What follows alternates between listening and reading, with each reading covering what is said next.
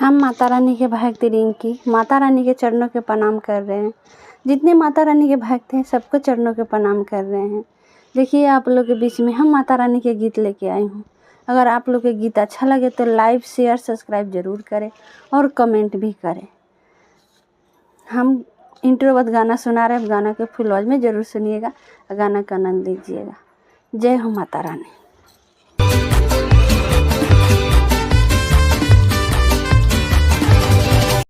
हे सरस्वती माता कंठ विराजिए और मधुर मधुर माता रानी के गीत सुनाइए। जय हो सरस्वती माता। निमिया की डार मैया लाचा लाचा गोरी हो के झूलते बेरियाना। निमिया की डार मैया लाचा लाचा गोरी हो के झूलते बेरियाना, हो के झूलते बेरियाना। मैया मैया के टीका वाहे रोइले हो के झूलते बेरियाना।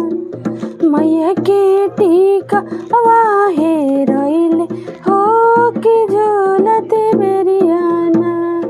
मैया के झूलवा झूलाएले मालिनिया हो के लामी लामी के सियाना। मैया के भुइया सोहराइले हो के झूलते बेरियाना। मैया के भुइया सोहराइले हो के झूलते बेरियाना।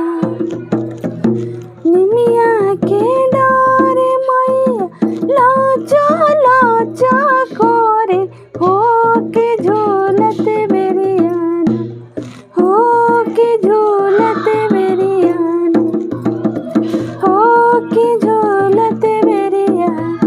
मैया के नाथिया आहे रोइले हो के झूलता बेरियाना।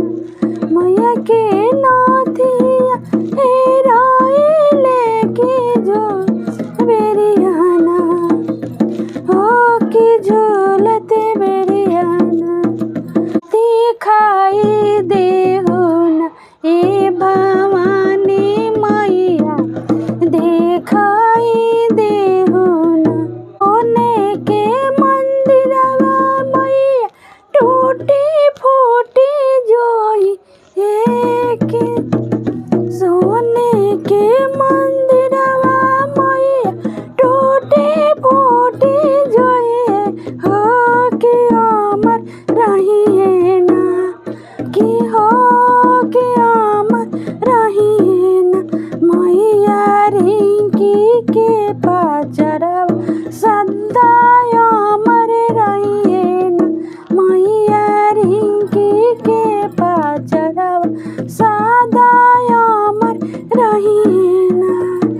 झूली झूली मसा तो मैया बहुते मोसा कैली हो के झूलते बेरियाना। झूलती झूलता सात बहिनी खूबे मोसा कैली हो के झूलत बेरियाना, हो के झूलते बेरियाना। मैया के हारा वाहे रोइले हो के झूलते बेरियाना।